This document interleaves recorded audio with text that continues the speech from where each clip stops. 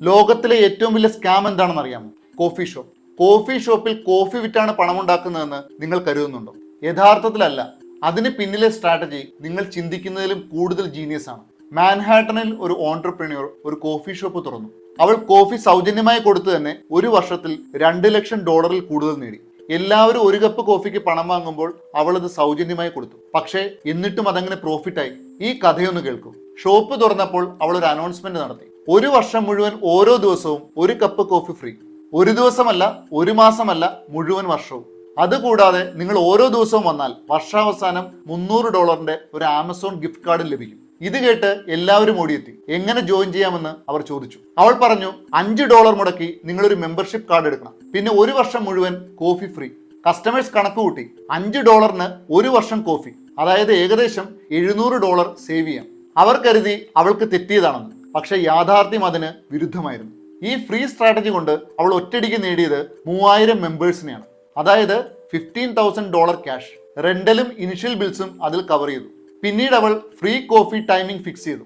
രാവിലെ 7 മണി മുതൽ 10 മണി വരെ. ചിന്തിച്ചു നോക്കൂ, ഒരാൾ എംപ്റ്റി സ്റ്റൊമക്കിൽ ബ്ലാക്ക് കോഫി മാത്രം കുടിക്കില്ല. അവർ അതിന്റെ കൂടെ ടോസ്റ്റ്, ക്രോസൻ, ജ്യൂസ് തുടങ്ങിയവയും വാങ്ങും. ആവറേജ് ആയി ഓരോ കസ്റ്റമേഴ്സും ഓരോ വിസിറ്റിലും $3 എക്സ്ട്രാ സ്പെൻഡ് ചെയ്യും. അത് ഒരു മാസം $90 ആണ്.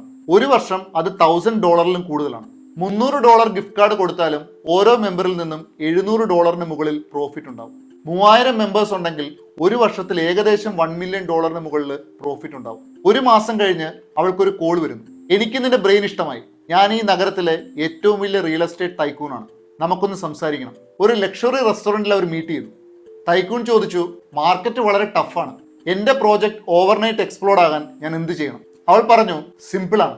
താങ്കൾ ഒരു വീട് സെല്ല് ചെയ്യുമ്പോൾ ബയ്യേഴ്സിന് തോന്നണം ഇത് വാങ്ങിയില്ലെങ്കിൽ നഷ്ടമാണ്. സ്റ്റെപ്പ് നമ്പർ 1 സ്കേഴ്സിറ്റിയാണ്. ഇൻസൈഡർ ഡിസ്കൗണ്ട് ലോക്ക് ചെയ്യാൻ റീഫണ്ടബിൾ ഡെപ്പോസിറ്റ് കൊടുക്കണം. ഇതൊരു ഇൻസ്റ്റന്റ് പാനിക് ക്രിയേറ്റ് ചെയ്തു. എല്ലാവരും ലിസ്റ്റിലെത്താൻ റഷ് ചെയ്തു. സ്റ്റെപ്പ് 2 ഗാമിഫിക്കേഷൻ.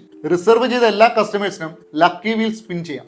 പ്രൈസ് ഹോം അപ്ലയൻസസ് മുതൽ ഡൗൺ പേയ്മെന്റിൽ 50% ഡിസ്കൗണ്ട് വരെ. വേഴ്സ്റ്റ് പ്രൈസ് പോലും യൂസ്ഫുൾ ആയിരുന്നു. അതുകൊണ്ട് തന്നെ ആരും വിട്ടുപോകാൻ തയ്യാറായില്ല. Step number 3 viral growth. Reserve ചെയ്തവർക്ക് ഫ്രണ്ട്സിനെ ഇൻവൈറ്റ് ചെയ്യാം. ഫ്രണ്ട്സ് ജോയിൻ ചെയ്താൽ ഇരുവർക്കും എക്സ്ട്രാ ഡിസ്കൗണ്ട്. പ്രോജക്ട് ഓവർനൈറ്റിൽ വൈറലായി.